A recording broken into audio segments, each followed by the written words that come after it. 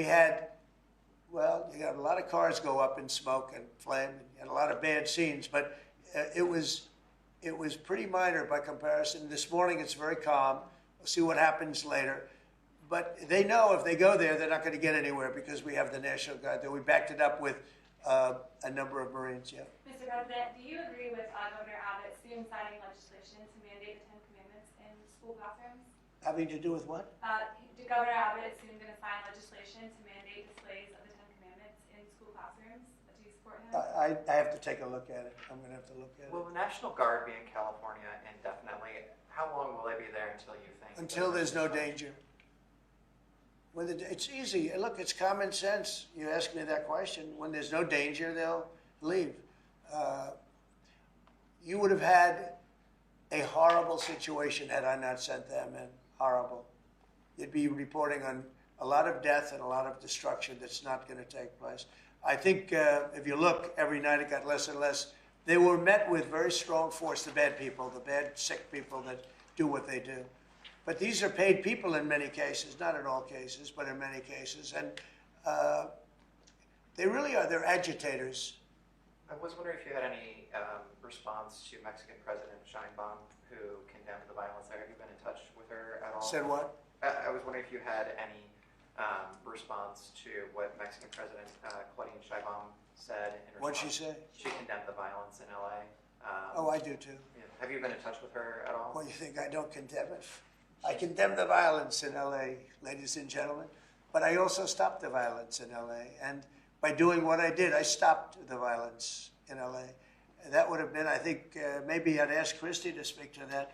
That would have been an unbelievable tragedy. We would be talking, I don't know that would even be here right now. It would have been so bad. I'd probably maybe be out there.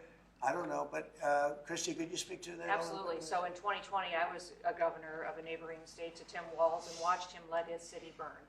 And the president and I have talked about this in the past, and he was not going to let that happen to another city and to another community where a bad governor made a bad decision. So Claudia Sheinbaum came out and encouraged more protests in LA, and I condemn her for that. She should not be encouraging violent protests that are going on. If people are allowed to peacefully protest, but the violence that we're seeing is not acceptable, and it's not going to happen in America. This president is standing up for the average American who wants to walk their child to school every day safely, run their small business, and provide for their families. That's the action that he's taking. He has every authority under the Constitution to send these National Guard under Title X into these communities and make sure that operations go smoothly, that law enforcement officers are protected, that they can continue to do their work without fear of being injured or killed or disrespected, and that they can go home to their families at night. So I'm incredibly proud of the president for activating the National Guard and for sending in these Marines, because these Marines are specifically trained to meet the need that we have on the ground in LA right now. And Governor Newsom has done a disservice to the state of California for many years. The people there should never elect him into a leadership position ever again. He clearly cannot. The governor's a nice guy, but he's grossly incompetent. When it comes to his railroad that he's building, where it's like 30 times over budget, nobody's ever seen anything like it. Now it doesn't even go to San Francisco and LA. It's way short of it. After years of work and overruns like nobody's, those contractors are some of the wealthiest people in the world, I guarantee you that, because that money goes to those contractors. They just did a number on the wallet of the people of California. That train, you should look at that train. That is the greatest. I've never seen cost overruns. I've seen cost overruns and great incompetence over my life. I've never seen anything like that. Mr. President, these protests obviously started in reaction to these large-scale ICE operations in Los Angeles. Should people expect to see similar operations in the rest of the country? Yeah. And will similar protests see similar response? As you know, we're moving murderers out of our country that were put here by Biden or the auto pen. The auto pen really did. I mean, the people, whether it's Lisa Monaco or whoever operated the auto pen, these are criminals. The people are criminals that allowed these criminals into our country. And I don't think that Biden knew what the hell he was doing. I don't think he even knew about it. But when they opened up our borders for the whole world to come in, yeah, we're going to get them out. We're getting them out. We're starting to get acknowledgement from the courts that, you know, there's a system. They come in without courts and they go out, they want trials and everything else. I think that's starting to work out now. Judges are starting to see what a terrible situation it is. Many of those people that you saw on television last night are criminals that were allowed into our country by Biden.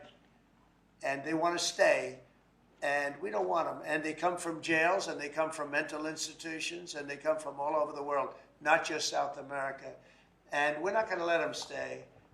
And this is the first, perhaps, of many, or perhaps, if we didn't attack this one very strongly, you'd have them all over the country. But I can inform the rest of the country that when they do it, if they do it, they're going to be met with equal or greater force than we met right here. We did a great job. The people, you, Christy, and Tom Holman, and all of the people, Pete Hegseth, all of the people involved did an amazing job. We stopped a disaster. And it looks like a planned disaster, this didn't just happen. They had weapons, they had tools, they had everything you needed. I mean, they were throwing iced water in bottles, in glass bottles, at officers and at soldiers. These are, you could not use the word insurrection, but you could also use the word, these are very dangerous people, they're bad people. They were met with heavy force and they folded. And they may be there a little bit tonight, they may be there a little bit, but it seems to be getting less and less because they're going there and they're met with a very heavy force. And if they weren't, you would have that city right now would be on fire. It would be burning down. The rest of it, what's left over, because the other fire was started because they wouldn't allow water into LA. They wouldn't allow water into California because they had it all shifted out to the Pacific Ocean. And I turned it around. And I told them to do it in my first term, and they didn't do it. We had COVID, and they didn't do it. And I told them to do it. We did it in the second. Now we have billions of gallons of water flowing down. But Newsom should have done this. He's an incompetent man, an incompetent governor.